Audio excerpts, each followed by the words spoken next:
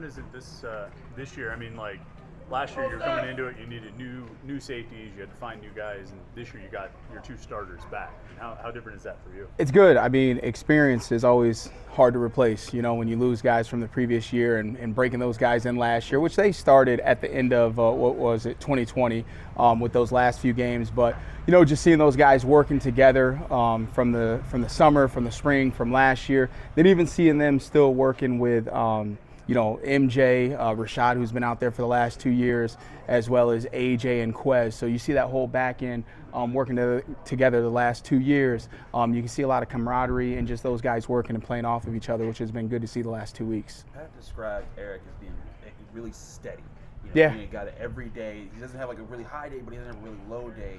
What have you seen from him to get to that point where he's just like he's there every day? I think Hallett he's the same guy every day, and I think he's a very mature young man. And, when he steps foot on this field, like you can tell, like it's football, like he's not bringing any other baggage, anything else from the outside or anything going on to that field. And he's just focused and locked in, focused on his details, on his techniques, of his fundamentals, and just getting better each and every single day. So, I mean, he still plays with emotion and it has highs as well. But no, Eric comes out here and just works every single day and has a good mindset and approach to practice and meetings daily. You got to see him go from he was an ACC championship MVP, with all the big plays that he made, but like, how did you see him like take that in stride? Did he change it all like in that month before the Peach Bowl, or was like did he step up in any other ways? Or was it just kind of like, hey, that's what's expected or something? No, I think at the end of the day, I mean, what was that, the 14th game of the season? So I mean, you have 13 games before that. It's just about comfortability and his reps and just day in, day out, seeing certain things out of the slot and getting more comfortable in himself and sitting in there and playing those receivers. And I think that those weeks or 3 weeks before that Peach Bowl, he had good time and was mentally prepared of what they were doing and was very well prepared. I mean, that one interception he had when he broke, we were in his zone coverage. I mean, he broke before the receivers did. He knew it was coming at him. So, I think just his preparation and his comfortability of starting back there throughout the season. What else stood out to you about Saturday's scrimmage, whether it was from your group or the defense in general? I think Saturday you see guys flying around. I think you see guys communicating. The big thing that I see for us is pre-snap and post-snap. You see guys doing a good job of just communicating out there within the play as things are happening, pointing out things and knowing what's going on. So I think that's the biggest thing. I think we're getting our hands on a lot of footballs, which is good. I think our angles have greatly improved. If it's angles to the reception area or if it's angles to the ball carrier in the run game. So that's one big thing that we've noticed defensively. Then obviously those guys in front of us fly around. It's good when you have that athletic linebacking core we have and those D linemen that get off the ball. So it makes our jobs a little bit easier. Cory, sorry, go ahead. You know your starters, but how is the depth behind it? And there are going to be opportunities for some of those guys this year. We'll know our starters the week of the game. So yeah, I mean, as you see it, even so, I know, like you say, we do have the depth chart, but we are as deep as we've been. We got a lot of guys rotating in there. I mean, we have 6 to 7 safeties that will get reps with the ones. So all those guys are repping in.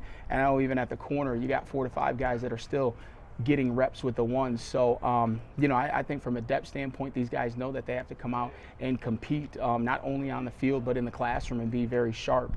So it's been good to be able to work different guys together and get certain rotations going to see how guys play off of each other and work together and how those combinations work. So it's been good. We're very confident in a large group that can go out there and play on Saturday. We're very confident, and guys are still pushing and coming along, but very confident in a large group of guys. In your experience as a college coach, is it unusual to see that kind of mindset from Eric Hallett, a mature guy who just focuses just on football and really is out there and is a serious worker?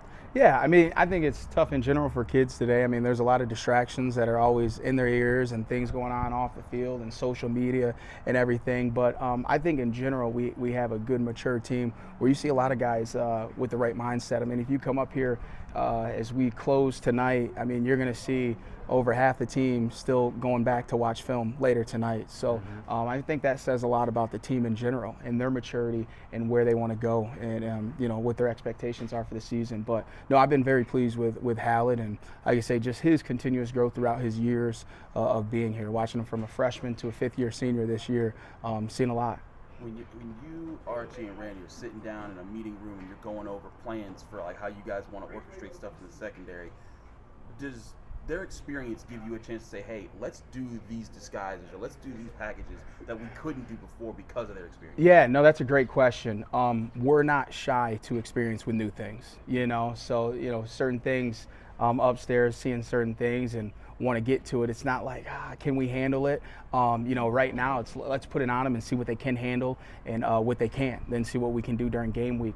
But I think they've taken on all the challenges from a playbook standpoint and throwing new things on them very well in these first 2 weeks of camp. So yeah, no, we're not shy to throw stuff at those guys. Charlie, one or two more? Charlie Partridge just talked about his guys.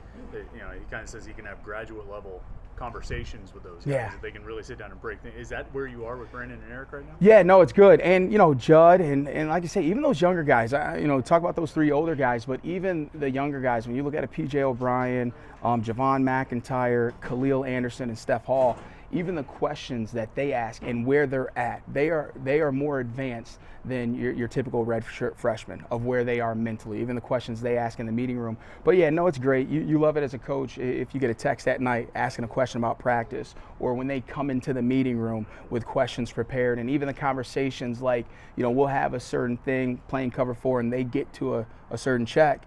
And that's not what we talked about that morning, but they're doing it because of what they're expecting, So it's good to be able to talk ball and situational football with those guys and them understand situations of what's coming at them. So yeah, no, they've really upped their level, mentally and just question-wise and where we're at in the meeting room. How much value does it add to your group where you get to practice against an offense that has a Kanate Mumfield and a Jared Wayne and a Gavin Bartholomew, and an iron sharpens iron mentality there?